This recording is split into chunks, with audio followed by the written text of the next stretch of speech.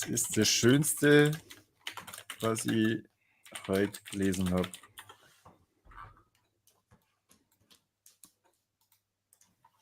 Aber wir sind ja schon live.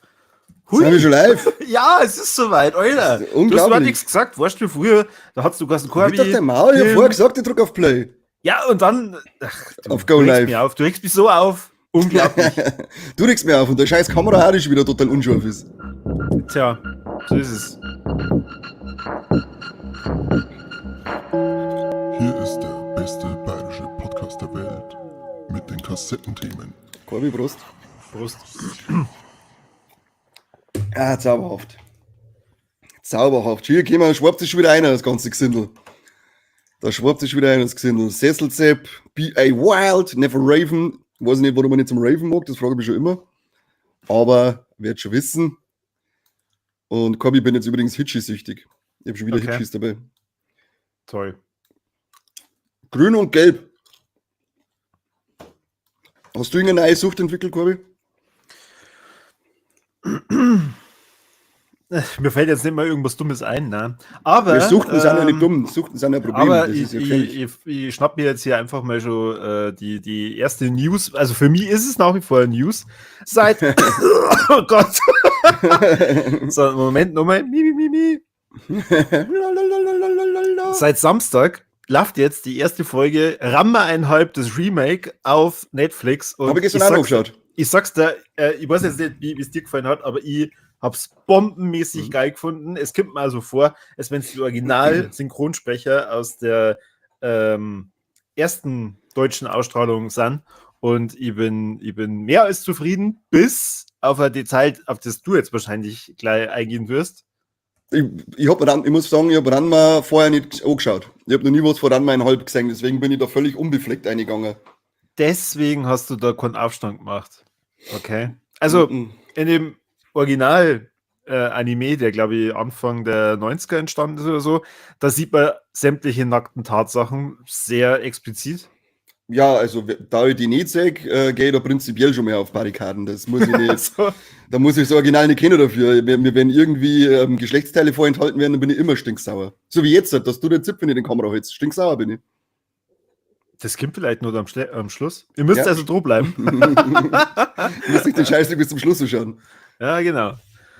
Ja, das ist auf jeden Fall schon mal für mich eine Top-News. Also das heißt, wenn du nicht reingeschaut hast, macht es endlich einmal, weil ich möchte da definitiv eine Ankündigung von Netflix, dass die das verlängern bis zum geht nicht mehr. Und das Einzige, was ich richtig scheiße finde, aber das sind wir ja mittlerweile gewohnt von unseren Streaming-Anbietern, wöchentliche Veröffentlichung. Also das heißt, ich muss auf eine 20-minütige Folge eine Woche lang warten. Ja, wenigstens sind sie mittlerweile so 24 Minuten lang, dass du wirklich fast 20 Minuten Folge hast, weil oft, früher waren es ja teilweise 20 Minuten mit Vorspann, mit Abspann und nochmal einen Rückblick auf die letzte Folge und hast effektiv, keine Ahnung, gefühlte 2,5 Minuten Folgenmaterial gehabt. Boah, eigentlich wie schlimm das damals war, richtig Fernsehen schauen zu müssen. War schon immer schlimm, Fernsehen schauen. Das war schon immer die Hölle.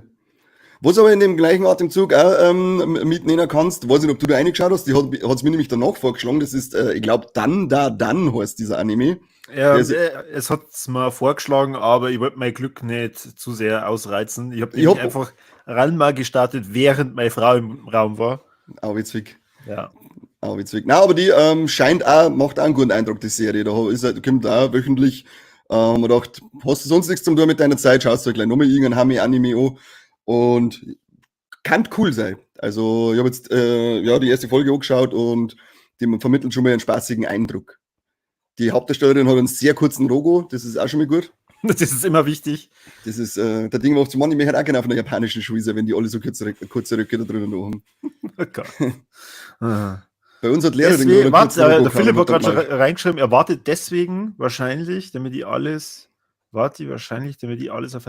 Nein, das bringt da nichts. Schau es da einfach an. Du musst gleich schauen. Die Worterei ist das Problem, dass die Leute meinen, dass Streamer meinen, zwingen Leute schauen es an. Die verstehen nicht, dass es Leute gibt, die darauf warten. Und dann kommt der wirtschaftliche Erfolg nicht. Da sind wir praktisch in diesem Teufelskreis. Genau. Und außerdem ist Ranma 1,5 und du hast es jetzt zum ersten Mal gesehen. Hat es die super unterhalten oder nicht? Ich habe Spaß gehabt. Also wirklich, die erste Folge finde ich eine lustige Idee. Und die erste Folge finde ich eine lustige Idee. Und bin gespannt. Ist das direkt ein Remake, also die alte Geschichte mit neuer Zeit, oder ist das einfach was Eigenes? Weißt du das? Nein, das ist 1:1 Adaption vom Manga. Ah, okay. Also Ah, okay. der Anime damals, der rausgekommen ist, war auch 1:1 vom Mhm. Manga. Dann bin ich ja gespannt, wie es da Ja. weitergehen tut. Manga kann ich auch sehr empfehlen, gibt es mittlerweile nämlich auch eine Neuauflage. Ich kann nicht lesen. Kommt jetzt, glaube ich, langsam ins Finale, dass die letzten Bände dann auch nochmal rauskommen, was ich sehr cool finde, weil mir hat mich sehr gefreut, dass man das auf dem Kindle jetzt auch mittlerweile lesen kann. Weil der Manga ist Ende der 80er veröffentlicht worden und ja, lang ist es her, dass es da Gibt's mal schon eine Handvoll- Veröffentlichung in Deutschland gab. Gibt schon hin viele Bänder, oder wie? Ja. Die erste Ausstrahlung in Deutschland ist nämlich eine komplett durchgezogen worden. Die haben nach Folge 80 abgebrochen. Ich glaube, es gibt insgesamt 130, irgendwie zwischen 130 und 150. Aber tja, die Deutschen, weißt du schon. Die Deutschen. Die zerreißen nix. Weltkrieg gewinnen sie keinen und Animes können sie nicht gescheit ausstrahlen, die Vollidioten. Sollen wir Unfassbar. gerne noch ein paar mehr Anime-News raushauen? Ich wollte gerade noch mal fragen, was das noch? Bei mir ist irgendwas klingelt da was, dass bei Ranma damals in Deutschland so eine riesige Zensur-Ding drüber einbrochen ist. Ja, was heißt denn riesig? Die haben das erst im Kinderprogramm ausgestrahlt und haben dann irgendwann, wahrscheinlich ist irgendeine Mutter aus Versehen da vorbeigegangen und hat da festgestellt, Moment dabei, ich sehe da nackte Brüste, was ist eigentlich los? Geil, Leute. Dann haben sie das nicht richtig fertig gebracht, dass sie die richtigen Zeiten kommunizieren, wann sie das jetzt ausstrahlen. Also sie haben es dann verschoben und haben dann was Falsches kommuniziert, wodurch halt dann die Einschaltquoten etwas eingebrochen sind. Also da ist die Zensur, weiß nicht, ob es das Ausschlaggebende war, aber ja, es kehrt nicht ins Kinderprogramm. Okay, süßer Panda. Was sollten da Ja. fein? Ja. Also vielleicht später Nachmittag, wo dann irgendwelche angehenden Teenager sich das anschauen können, ja, aber zwischen Digimon und Pokémon, nee. Na, du kannst nicht zuerst auf Misty fappen und dann auf den Ranma in seiner. Ja, kannst du aussuchen, auf welche Form. Auf Misty? Ja, mit Pokémon. Ja. Ja, nicht? Gut, anderer großer Anime, Dragon Ball, kriegt er jetzt aktuell eine neue Serie, Dragon Ball Daima. Hier. Und du wirst dich sehr freuen. Das Ganze wird nämlich dann bald auf Netflix veröffentlicht und wir bekommen anscheinend dann sogar eine synchronisierte Fassung davon. Ja, weil da gibt's, was ich mitgekriegt habe, Crunchyroll, Money strahlt's auch bei uns aus, zeitgleich zum Japan-Release, untertitelt dann und Netflix, glaube ich, später. Wahrscheinlich dann aufgrund dessen, dass sie das synchronisieren. Finde ich voll geil. Also, Das sollen abhauen, ich mega. möchte es nicht auf Deutsch hören.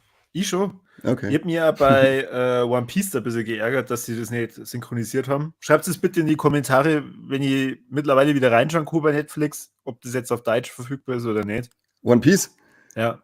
Boah, keine Ahnung. Ich mache gerade One Piece Pause und sammle da ein bisschen Folgen. Jetzt geht's aber wirklich in Richtung Ende. Es merkt man. Da wollte ich dann schon was anderes sagen. Oh, jetzt müssen wir nochmal 8000 Folgen machen. Ich habe jetzt am Wochenende den neuesten Band gelesen, der ist, glaube ich, von einer Woche oder so rausgekommen. Und da merkt man schon, oh, jetzt zickt er an. Der Teufel. Jetzt möchte ich das wissen. Wann kommt denn Dragon Ball? Ich glaube am 11. Oktober oder 10. Oktober.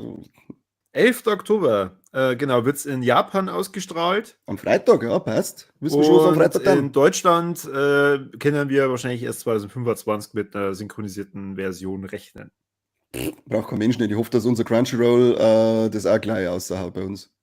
Aber da weiß ich nicht, wie Crunchyroll arbeitet, ob die bei verschiedenen Ländern auch verschiedene Release-Policen verfolgen.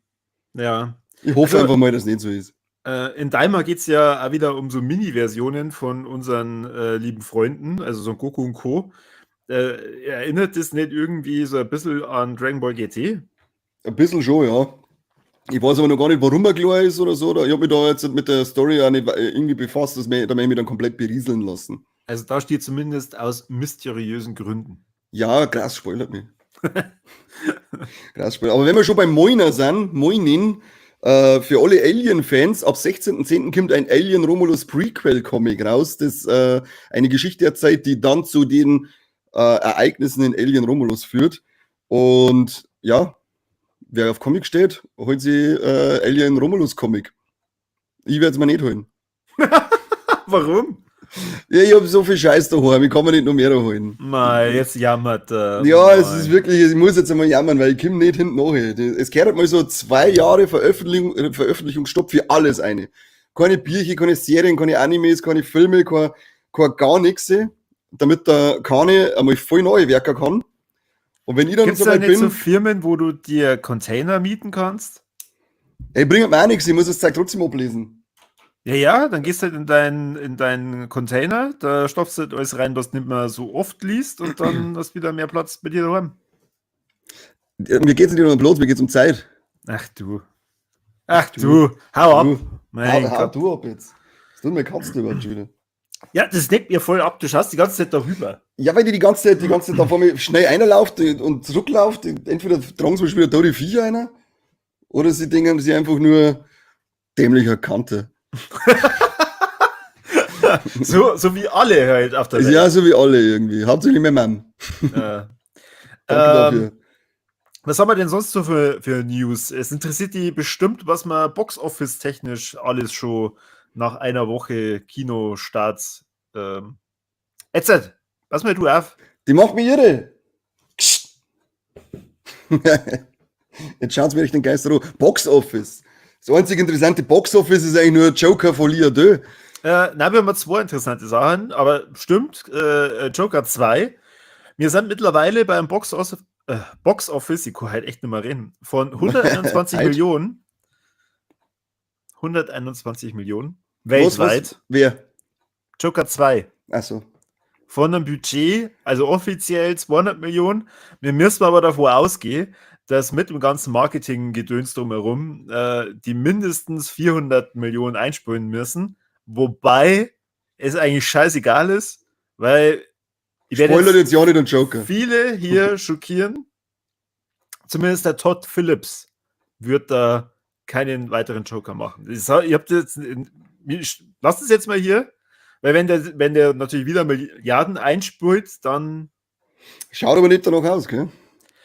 Na, hast du Weil mittlerweile oder- schon gesehen? Ja, hab ich schon gesehen, ja. Können wir auch vorweg spoilern. Corby und ich werden eine Joker 2 Folge aufnehmen. Joker 1 haben wir, glaube ich, auch eine Folge, gell? Ja, Ja. haben wir auch eine. Werden wir jetzt die Joker 2 eine machen. Nehmen wir morgen auf. Wird es also in naher Zukunft Steady-inklusiv für euch anhören können. Also, ab in die Abo. Also, wie zum Beispiel jetzt der Fuchsi, der jetzt gerade gekommen ist und Servus miteinander sagt. Falls du noch kein Abo hast, Fuchsi, ab. Du möchtest sicher Joker voll, Joker, magst sicher Jokelet. Er hat ja auch einen Cinema-Score von D gekriegt. Das ist der schlechteste Cinema-Score, den jemals eine Comic-Verfilmung gekriegt hat. Und ich glaube, Teil 1 hat über das erste Wochenende nur in Nordamerika jetzt über 100 Millionen eingespielt und Joker 2 jetzt gerade mal 40. Also der Trend zeigt auf alle Fälle in eine negative Richtung. Hast du schon die Box-Office-Zahlen von Metropolis oder wie heißt der? Megalopolis, oder? Irgendwie Sag habe ich ich. heute nur gelesen, sie fragen sich, ob wird Megalopolis 10 Millionen weltweit schaffen. Schwierig. Wir sind nämlich erst bei 8,5 nach über einer Woche. Ist auch ein bisschen doof bei Budget von mindestens über 100 Millionen. Mhm. Aber es gibt ja schon viele, die halt sagen, ja, okay, der Film war wahrscheinlich seiner Zeit voraus und der wird trotzdem ein Klassiker und Hab ich auch schon gehört, ja. und was weiß ich. Ja, mir treibt er deswegen trotzdem ins Kino. Die wahrscheinlich schon. Ja, ich bin schon irgendwie neugierig, aber jetzt ist es wieder so viel zum Nachholen, weil wir jetzt nur Speak No Evil Remake mehr, die nur sagen, diesen, wie heißt der im Wald, Never Let Go, oder? Den hätte ich nur sagen. Never Let Go? Ich glaube, Never Let Go ist Wie der. Eiskönigin 8.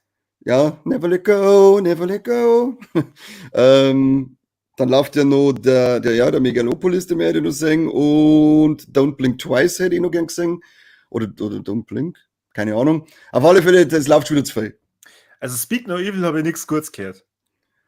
Der kann nicht schlimmer sein als das Original. Wobei, das war von der gleichen Person, die ja gesagt hat, Thanksgiving war nicht gut. Okay, dann will ich abgestochen werden. Nein. Fuchs hat gerade sein Wow-Abo kündigt und fragt sich, wo er das gesparte Geld investieren könnte. Steady. Ich darf schnell einen Kanal wechseln und einen Bürger jetzt spenden. Was ist los mit dir? Ach so, Entschuldigung. Ich wollte jetzt nicht gierig wirken. Ach so, okay. Ich wollte jetzt nicht gierig wirken. Ja, aber um Box Office vielleicht noch abzuschließen, Beetlejuice 2, also Beetlejuice. Weißt du das? Nein, habe ich noch nichts geschaut. Stimmt, den werde ich auch noch sehen, genau, ganz vergessen, der läuft ja auch noch. 400 Millionen hat er schon eingespielt, bei auch einem Budget von 100 Millionen. Also kann man schon davon ausgehen, dass wir hier einen kleinen Erfolg haben. Und ansonsten haben wir momentan nur 2 Animationsfilme, die schon seit ein paar Wochen, glaube ich, sogar laufen. Einmal dieser wilde Roboter, von denen viele sagen, das ist wahrscheinlich der beste Animationsfilm in diesem Jahr. Und einer, der ihn streitig machen will, Transformers 12. Keine Ahnung. Na, das ist der animierte Transformers. Sag ich ja, Transformers 12. Kennt ihr nicht? Na, ist was Eigenes. Ah, okay, das habe ich nicht gewusst. Dann macht er News mit und dann hat er keine Ahnung. Ich habe echt keine Ahnung. Also hier, ich bin ja völlig ahnungslos. Das sagst du ja des Öfteren. Ja, Falle, das passt schon. Wie hast du so viel Ahnung von Filmen wie die Kuh vom Fingerpfeifer? Sagt man so. Okay. Ja, was hast denn du sonst nur so? Was ich sonst noch so habe, ich sag, also ganz ehrlich, die letzte Woche war ziemlich mau an News. Da ist nicht viel gegangen. Was auf alle Fälle ganz interessant wird, das Spiel von, ich glaube, Supermassive Entertainment heißt die Ding, die Until Dawn gemacht haben, der wird ja Film dazu drehen und der ist jetzt abgedreht. Also wir können uns wahrscheinlich mit Release nächstes Jahr, wir können wahrscheinlich mit einem Release im nächsten Jahr rechnen zu dem Until Dawn Film. Bin ich gespannt, da kann man halt, wenn man sich wirklich auf das besinnt, was der Film ist oder was das Spiel ist und so, dann kann man halt einen coolen Backwoods-Slasher draus machen. Ich hoffe, dass man nicht in so etwas, Philipp holt das nicht eins zu, in so einen Scheißtrick wie Five Nights at Freddy's geht. Philipp kann wieder zuhören, schreibt es ihm etwa, weil der hat sich da eins gehalten, der hört es jetzt gerade nicht. Aber ja, ich bin gespannt, weil ich fand das Spiel cool und das ist auf alle Fälle cooles Material. Ah, okay. Ich habe nur so eine News, die wird dir auf jeden Fall freuen. Aber jetzt, was denn? Obi-Wan, hast du schon mal gehört? Habe ich flüchtig. Ja. Da sucht Disney aktuell nach Stoff, also den kannst du bei einem netten Brief schreiben, damit die eine zweite Staffel produzieren können. Ich suche auch immer noch Stoff am Weil Wochenende. anscheinend haben sie da wirklich noch keinen großen Peil, was denn da noch alles so passieren kann. Der Tom und der Amadeus sind auch da. Servus. Ja, Wahnsinn, Servus, grüß euch. Wahnsinn. Jetzt kommen die nächsten. Also, ich habt das noch nicht mitgekriegt, das zwei, der Corby und ich nehmen morgen eine Folge zu Jokey Folie Adieu auf. Und die ist Steady-inklusiv. Also, wir machen jetzt schnell 5 Minuten Pause, dabei geht es auf Steady, macht ein Abo, damit ihr das dann anhören könnt. Ja. Gut. Habe ich noch gar nichts gelesen von Obi-Wan. Na, Ja, können uns machen. Das ist relativ frisch. Mhm. Und es ist ja jetzt eigentlich so nur keine direkte Ankündigung, dass dann wirklich eine zweite Staffel kommt. Es ist ja eigentlich eher Armutszeugnis, dass sie so offen kommunizieren, dass da jetzt erst einmal nach Stoff gesucht wird. Ja gut, aber am Anfang von der Idee musst du immer jetzt nach Stoff suchen. Ist ja nicht so, dass die eine Serie machen und sagen, okay, wir haben jetzt allen Stoff der Welt für diese Serie schon parat. Da sitzt wahrscheinlich wieder irgendwann bei Disney und sagt, ja, Moment mal, wir reden da erst drüber, wenn sie mir mal eine richtig geile Idee pitcht. Ist Kackbratzen. Genau, das ist wichtig, dass man das nur dazu sagt. Ja, man kann sicherlich geile Geschichten noch erzählen mit dem Obi-Wan, aber vielleicht ein bisschen weniger holprig als die erste Staffel war. Mir hat es zwar gefallen, aber da muss ich sagen, bei der Obi-Wan habe ich schon viel Fanbrille auch auf, weil ich halt an Ewan McGregor als Obi-Wan sau gern mag und dann dieser emotionale Clash von denen zwei. Aber wenn man es absetzt und es wirklich rein nüchtern betrachtet, dann ist es schon ein wenig eine holprige Zeit gewesen, finde ich. Okay. Mir irritiert gerade ein bisschen, dass der Philipp reingeschrieben hat, dass der Film von, wie heißt Five Nights at Freddy's? Ja, Finger Five Freddy's. Dass der Film echt nicht so geil war, aber die Bücher dafür, ich habe gesagt, Jetzt ja vor mir. In die letzten 48, oder? Ja, es ist ein Spur, ja. Okay. Aber in den letzten 48 Folgen, wo der Mike gesagt hat, dass Five Nights at Freddy's ein Scheiß war, hat er mir einen Tag gewünscht. Und jetzt auf einmal sagt er selber, der Film war nicht so gut. Ja, kennst du eigentlich den Tom, der gerade bei uns im Chat ist? Hast du den schon mal gesehen? Na, habe ich noch nie gelesen. Keine Ahnung. Tom, da kann ich mich dran erinnern, oder? Tombert. Ja, ist aber ein schwieriger Name. Also, Ja, fast so schwierig wie Jojo Stefan. Kein Mensch weiß das so. Wer finden sich den Namen? Wer findet denn solche Namen? soll ich jetzt hier einfach alle meine News raushauen, weil ich bin mir immer nicht so sicher, ob du überhaupt was hast. Da halt doch dein Maul. Stich die ab irgendwann einmal, ob ich überhaupt was hab. Nein, ich hab nichts nicht. Nein, eine traurige News für die. Deine Lieblingsserie, die wilden 90er, ist jetzt leider nach, glaub, 3 Staffeln abgesetzt worden. 3 Staffeln hat das Ding gekriegt. Ich glaube schon, dass 3 sind. 2 oder 3. Also 2 gewiss, dritte glaube ich, aber hat es auch noch gekriegt. Aber jetzt ist auf alle Fälle. Der hat zu Ende erzählt, oder? Das Keine Ahnung, ob man das nicht angeschaut. Oder? Aber es ist Netflix, also wird es wahrscheinlich ein offenes Ende haben. Warum? Die schauen eigentlich schlimmer, dass das dann. Wann denn? Oder? Nicht? Da! Dafür ist Netflix bekannt, dass ständig alles sie einfach absageln. Wir wundern uns, dass nicht einfach mittendrin die Hälften von der Staffel außernehmen, damit sie es ja nicht fertig hat Zeit um die Kackpenner. Sag das doch nicht so laut. Wahrscheinlich hört Alle. irgendeiner von Netflix zu und denkt sich, das ist eigentlich eine echt gute Idee. Ja, dann möchte ich bitte Anteile haben. Heart of Galgos ist jetzt auch noch da. Kennt auch kein Mensch nicht. Servus. Nackte Kanone, Servus. Alter. Wir Servus. warten ja alle schon sehnsüchtig drauf. Ich weiß nicht, du bist einer der weltgrößten Nackte Kanone-Fans. Du hast den Leslie Nielsen hinten ganz groß im Rücken tätowiert. Du Aber brauchst auf jeden Fall jetzt dann wieder Da ein bin ich bisschen auch Platz. tätowiert. Schenkt man mal, oder? Ja. Du brauchst nämlich dann ein bisschen mehr Platz, weil zum Leslie Nielsen kommt ja dann der Liam Nielsen, Liam Neeson. sag ich ja. Gesellt sich praktisch Brigitte dazu. Nielsen, meinst du? Und es ist auch eine traurige Nachricht. Der Film hätte ursprünglich Ende Juli nächsten Jahres starten sollen. Jetzt wissen wir es, 1.8. wird es erst. Aber trotzdem nächstes Jahr. Ja, schon. Da bin ich ja echt gespannt. Ja. Ich kann mir da noch überhaupt nicht vorstellen, was das wird. Das wird grandios, ich sag's dir. Wirklich. Ja, Endlich. mich freut deine positive Einstellung. Ich darf es gern Was schon teilen. alle wundern sich, warum führt jeder gegen jeden Krieg, warum ist jeder schlecht drauf. Ja, ist doch ganz klar, wir haben ja schon lange keine nackte Kanone mehr im Kino gehabt und jetzt müssen wir nur noch bis August aushalten. Ja, Das hast du überhaupt nicht zugehört. ja, wir müssen gerade jetzt noch bis August aushalten. Ja. Mhm. Gut. Dass Transformers 8 kommt, oder was war das Ja, jetzt? richtig, genau. Nein, ich weiß nicht.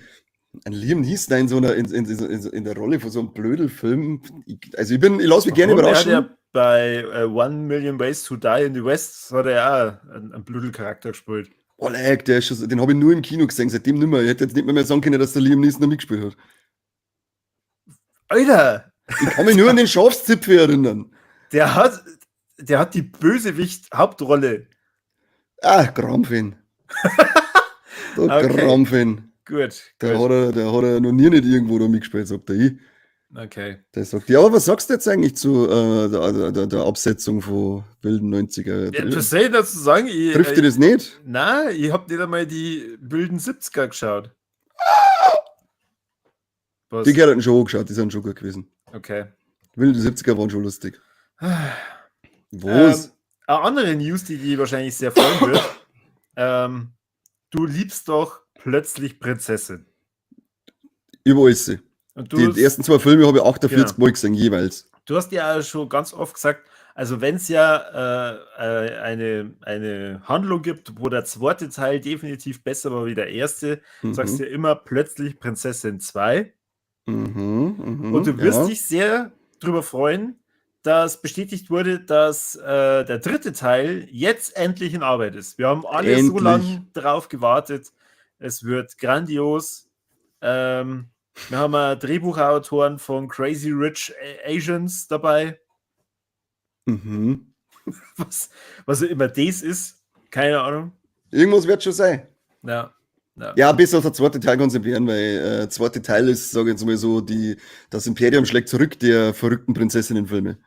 Also da haben sie auf alle Fälle ordentlich vorgelegt. Da müssen sie schon schauen mit Teil 3, dass das nicht mit toppen. Ich sag's ja. Mir ist wichtig, dass der dann plötzlich Prinzessin jetzt erst recht hast. Und dass es aber dann so eher Tragik-Film wird wie Joker. Also, ich meine, eher so Tragikfilm wird und sie am Ende in Paris in den Tunnel fahren oder so. Alter. Ja, was? Du hast gesagt von Tragik und das ist für mich tragisch gewesen da. Damals wie heute. Ja. Damals wie heute. Was hast du denn noch für News? Oh, schon. News-technisch eigentlich nicht mehr viel. Ich war eigentlich dann schon bei uns im Streaming. Oh nein, das kannst du nicht. Charts. Das kannst du nicht. Dann hau ich erst nur die ganzen News raus. Wie viel hättest denn du noch? So viel habe ich dir gar nicht geschickt.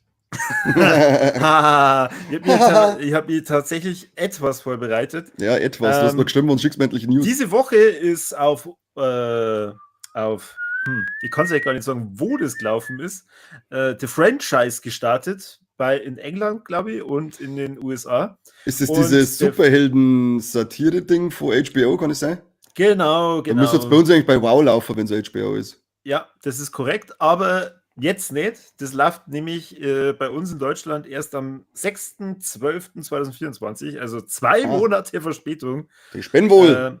Ja gut, Daniel Brühl nachzusynchronisieren ist ja eigentlich nicht so easy. Ist unmöglich. Genau. Wer nicht weiß, was das ist, der Kani hat es gerade schon gesagt, es geht um so ein Superhelden-Franchise, aber praktisch den Dreh dahinter und die bekommen einen neuen Regisseur, einen Genre-Regisseur. Genre heißt das. Gespielt vom Genre-Regisseur Daniel Quentin Tarantino. Also. Ja, genau. Also, zumindest das, was ich bis jetzt gesehen habe, schaut lustig aus.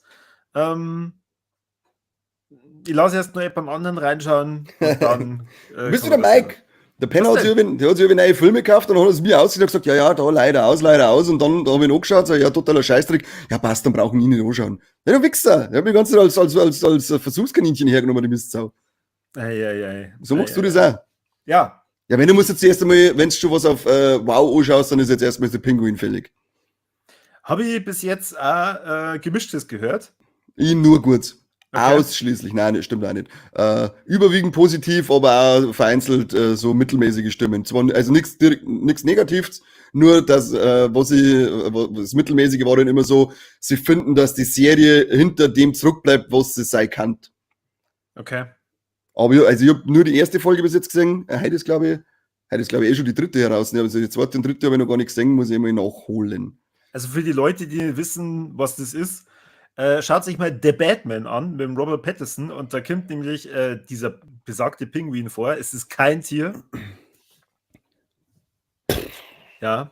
Und ist von einem grandios schauspielernden Colin Farrell gespielt worden und der hat jetzt eine Serie bekommen, The Penguin, mit dieser Figur und es schaut auf jeden Fall cool aus, aber wie es der Kani schon sagt, ist es halt teilweise wieder unterschiedlichst aufgenommen. Wart's, bis ich fertig bin, weil meine Meinung ist erhaben. Amen. Ja. Amen. Und ich weiß jetzt nicht genau, wie weit bist du denn schon bei Ringe der Macht? Mir feind jetzt nur die letzten 2 Folgen. Okay. Die habe ich jetzt noch nicht angeschaut. Da haben wir auch ein paar Informationen dazu bekommen. Und zwar hat jetzt erst vor kurzem die Chefin von Prime gesagt, ja, wir sind jetzt bei der zweiten Staffel. Schon wieder Chefin. So woke. Bei 55 Millionen Zuschauern. Und ich weiß nicht, ob du dich daran erinnern kannst, wie viele Zuschauer die erste Staffel gehabt hat. Nein, nimmer. 150 Millionen. Weit mehr auf alle Fälle, ja. Genau. Muss jetzt nicht unbedingt was heißen, weil sagen wir mal, das sind alle Unique-Zuschauer und das kann halt dann jetzt über die Zeit passieren. Bei Folgen hat der Philipp auch schon geschrieben, okay, er schaut sich das erst an, wenn alle Folgen draußen sind. Super, Philipp. Versaust uns alles. Deswegen, jetzt ist ja jetzt vor kurzem das Finale rausgekommen, warten wir also ab. Interessant ist es auf jeden Fall, und das ist jetzt meine zweite Info, dass der komplette Writers Room bis auf den Producer von Ringe der Macht ausgetauscht wurde. Ich habe nämlich auch gelesen, sie wollen definitiv an ihrem 5-Staffel-Plan festhalten. Ja, wobei sie nur die Rechte drauf haben. Sie müssen nicht unbedingt die verfilmen. Naja, aber sie wollen es aber verfilmen. Das ist, was ich vorher noch gelesen habe, dass sie definitiv die 5 Staffeln auszuballern wollen.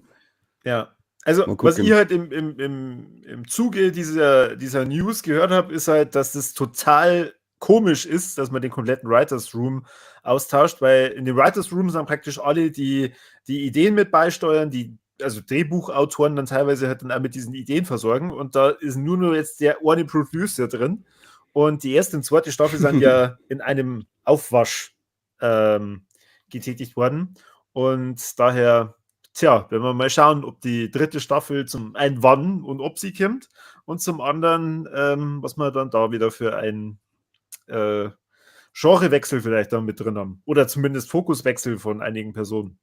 Wahrscheinlich Ja. wird es nur noch aus der Sicht vom Sauron dann passieren. Oder sie machen einfach einen Zeitsprung und du siehst dann die Geschichte vom Gollum wieder allein in der Höhle mit seinem Ring umeinander wammelt. Es wird dann einfach ein Prequel zu The Hunt for Gollum. Genau, 8 Folgen lang. Genau. Aber 8 es ist Staffeln wichtig, lang. aber es ist wichtig, dass es der Andy Serkis spielt. Definitiv, ja. Ja. Wobei, der hat ja keine Zeit nicht, weil der dreht ja The Hunt for Gollum. Und spielt da wahrscheinlich auch wieder einen Gollum. Unglaublich. Irre, Unglaublich. irre. Multitasking Oh. at its best. Eine News habe ich da. Corby, du bist so fleißig, das kenne ich gar nicht von dir. Tja, 18 Morden kommt am 31. Oktober bei Netflix raus. Das ist die Serien- oder Filmadaption. Das steht da wieder nicht dabei. Das regt mich so auf. Ich vermute mal Filmadaption. Ich sag Serie. Von der beliebten Buchreihe und wer wissen möchte, was denn 18 Morden genau ist und um was es da geht, der gibt sie jetzt mal auf YouTube unsere Suche und sucht dann nach Warlex 18 Morden, weil da habe ich schon sehr ausführlich drüber gesprochen und das will ich jetzt ja gerade nicht. Warum nicht? Ja, weißt du hörst mir eh nicht zu. Also ich habe jetzt gerade extra für die wollte jetzt schnell schauen, ob 18 Morden ein Film oder eine Serie ist. Aber Jetzt hat es mich direkt auf Netflix verwiesen, weil da kannst du dann eine Erinnerung einstellen und nicht einmal da schreibst du dazu, ob es ein Film oder eine Serie ist. Wobei, jetzt pass auf, da bei Genres haben sie einer geschrieben, Serien nach Buchvorlage, Comedy-Serien. Ja, dann ist es Serie. Dann verlassen wir uns mit drauf, dass uns nicht anlegen mit dem Genre. Ist auf jeden Fall verdammt cool, weil ich kann mir das sehr gut im Stil von einem lustigen Breaking Bad vorstellen. Ja, ich bin gespannt, die werde ich mir auch anschauen. Nachdem du vor dem Bier schon so geschwärmt hast, werde ich mir zumindest die Serie dann dazu anschauen, nachdem wir jetzt wissen, dass es eine Serie ist. Ja, ja. Mit dem Tom Schilling in der Hauptrolle. Das ist ja auch der von Crazy, oder? Der bei Crazy damals mitgespielt wurde, noch ein ganz junger Campi. Ja. Ein ganz grentere Waschel damals noch. Mei. Mei, sagt die. Übrigens ab heute auf Netflix verfügbar die Dokumentation zu der zweiten Staffel Monsters mit dem Lyle und Eric Menendez, wenn das irgendjemanden interessieren tut. Bestimmt. Wenn du jetzt oder anders. Leid, heute macht der Kani was ganz was Verrücktes. Er stellt nämlich die Streaming-Charts für euch vor und zwar verkehrt herum. Das heißt, er fängt von unten an und arbeitet sie langsam nach oben, damit die Spannung hier steigt und steigt und steigt. Und wir haben nächsten Mal gesagt, wer durcheinander. weiß, vielleicht seht ihr heute am Ende auch noch einen Schwengel. wir müssen ja eigentlich auch bei den Kassettenschmerz die 3 Teaser filmen. Genau. Ich halte da meine Titten rein, du der Trompete und gut, ich habe mehr Tiere als du. bei dir liegt bestimmt irgendwo eine tote Maus. Die war, ja, der Oscar hat mir freundlicherweise vorher wieder eine eingetragen. Also ich hätte eine tote Maus, die dann einhalten kann. Aber fangen wir an. Platz 10, Agatha All Along auf Disney Plus. Oh, das tut dann wieder weh, oder? Mei, ich selber hab's gesehen und mehr geht's nicht, weißt du schon. So langsam. Jetzt kommt eh schon der Oscar, der alte Mauslieferant. Oscar, Schein, Nein. Kamera. Du schau. Schau, jetzt hat er schon 10 auf, jetzt was ist los mit dir? Ja. Das gefällt ihm. Alle. Du bist berühmt, Oscar. Schau in die Kamera, ey. Platz 9, also Agatha All Along hat auf alle Fälle auch 33% an Zuschauer verloren im Vergleich zur letzten Woche. Platz 9 ist Emily in Paris auf Netflix. Bad Monkey auf Platz 8 auf Apple TV Plus. Hat eigentlich irgendjemand mal was von diesem Bad Monkey gehört? Nein. Ich lese immer wieder was von der Serie, aber ich habe weder ein Beutel noch einen Trailer noch irgendwas gesehen. Tulsa King Staffel 1 ist immer noch in die Top 10, das ist verrückt. Paramount Plus, das ist ja die Sylvester Stallone Serie. Jetzt knurrt er. Lord of the Rings Staffel 2. Rings of Power ist auf Platz 6. Jetzt flippt er voll aus. Oscar ist auf 180. Wo ist die Kiffnis, wenn man ihn mal braucht? Aber echt, hey. Lord of the Rings of Power ist auf Platz 6, habe ich gesagt, Staffel 2. Platz 5, Perfect Couple, Netflix. Platz 4, Tulsa King, Staffel 2.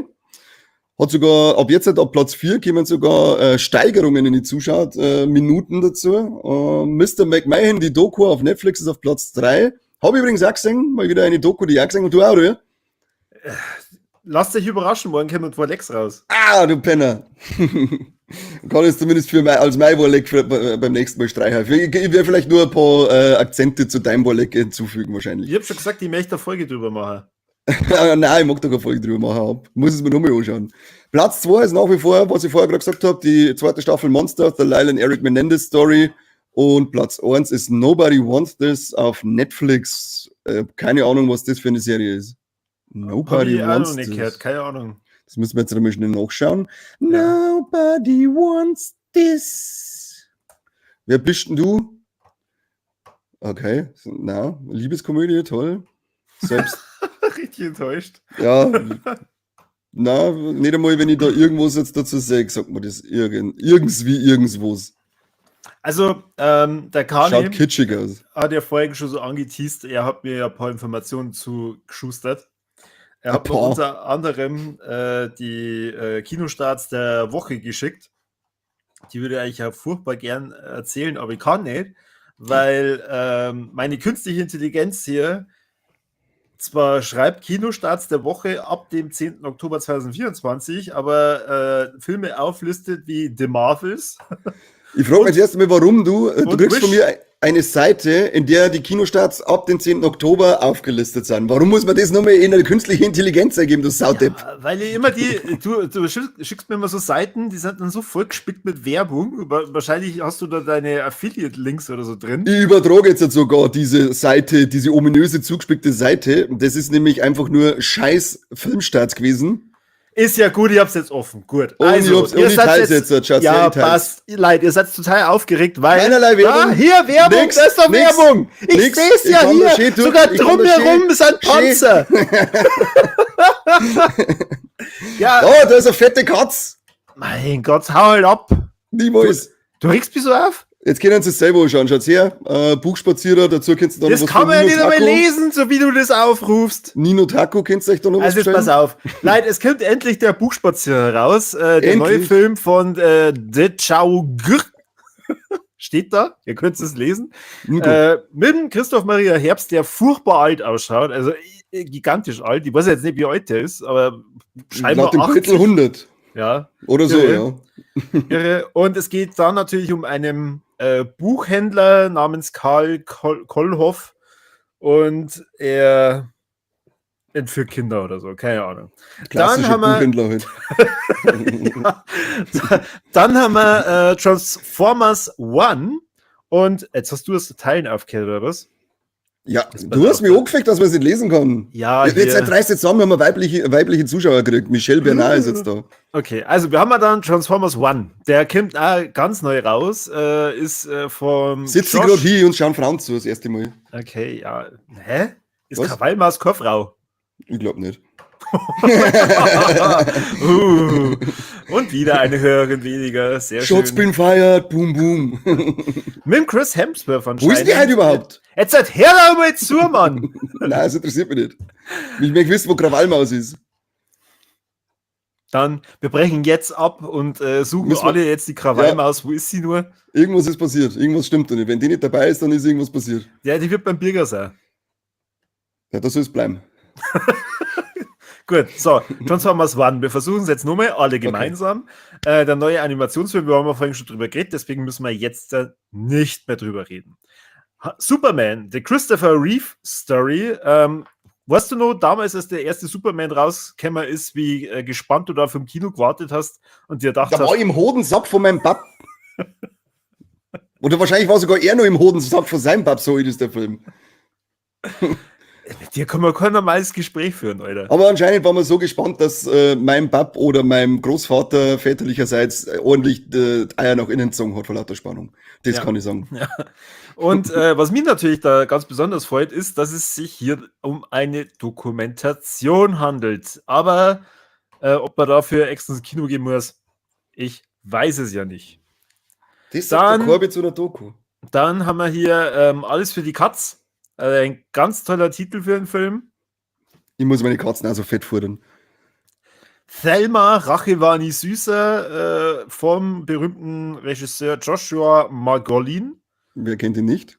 Ja, also ihr habt von dem Film vorher noch nie was gehört. Ich schon, den habe ich schon lange auf der Liste. Dann Gugush, Made of Fire, hier auch wieder eine Dokumentation. Ja, jetzt liest den Namen vor, vom Regisseur. Niloufar Taxiad. Ja, und besser wird's nicht. Sag ich ja. Ich find's ja cool, dass da steht Gugush, Made of Fire und drunter steht nochmal der Originaltitel Gugush, Made of Fire.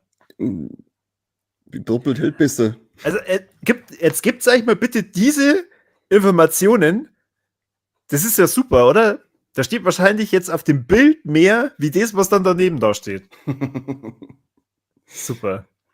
Dann der Spatz im Kamin, da haben wir auch schon lange drauf gewartet, Super von Film, Ramon ja. Züricher.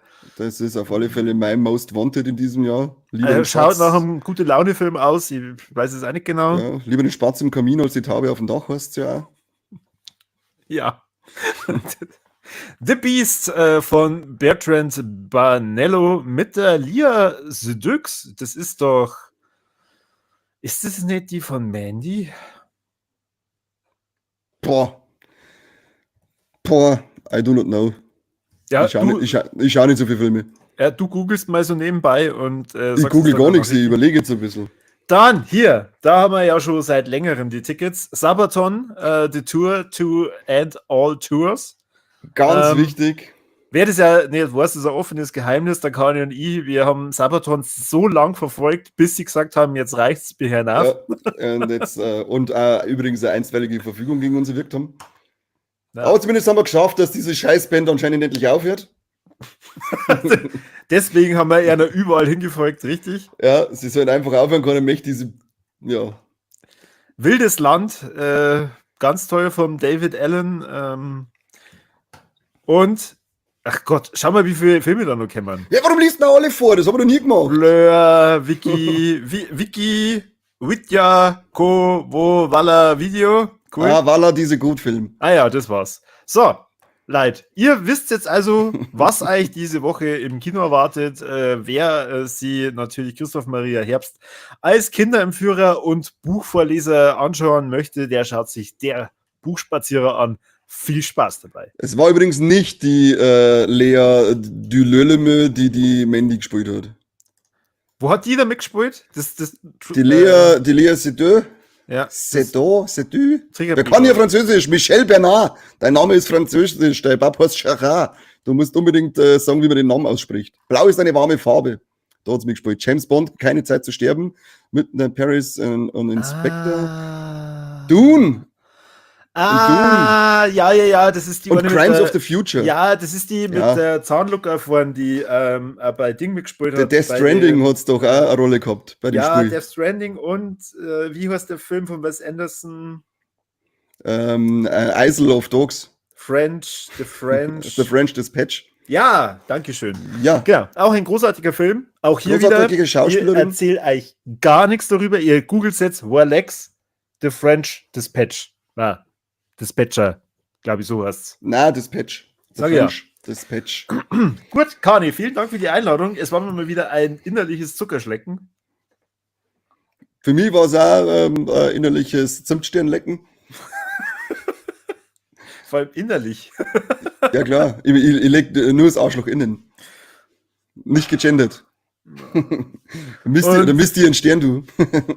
Und wieder haben Erst wir Armin, hier Mist wahrscheinlich eine Sperrung, einen Strike.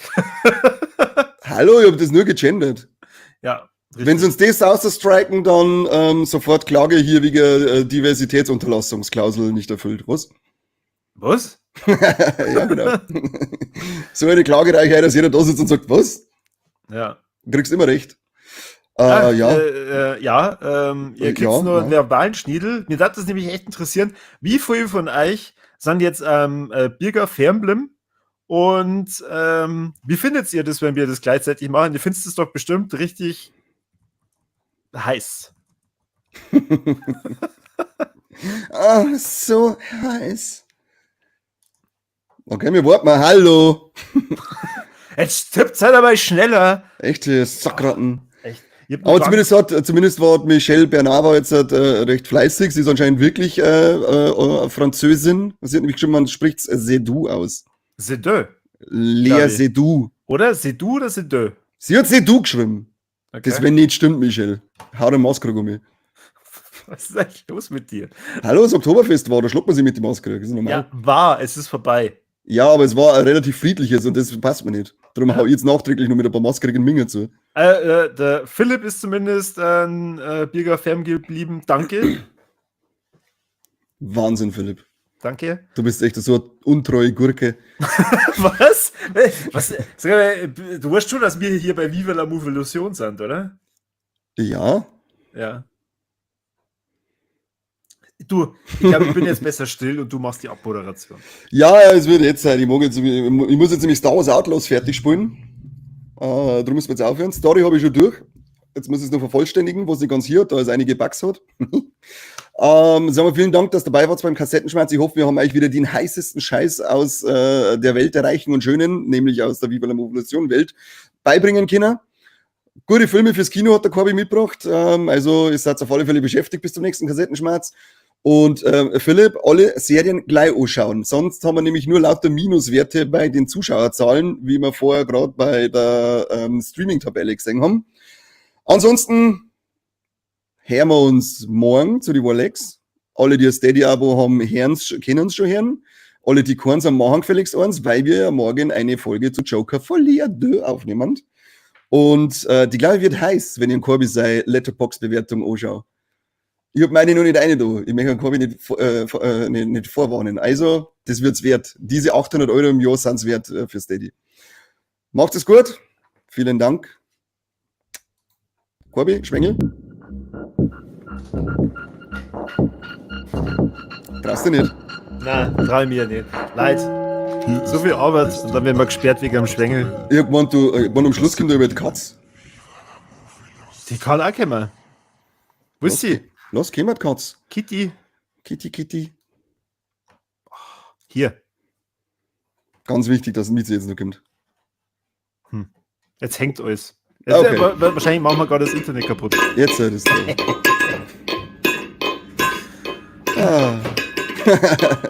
Auf Wiederschauen. Wingen Kamera, Corby, wing.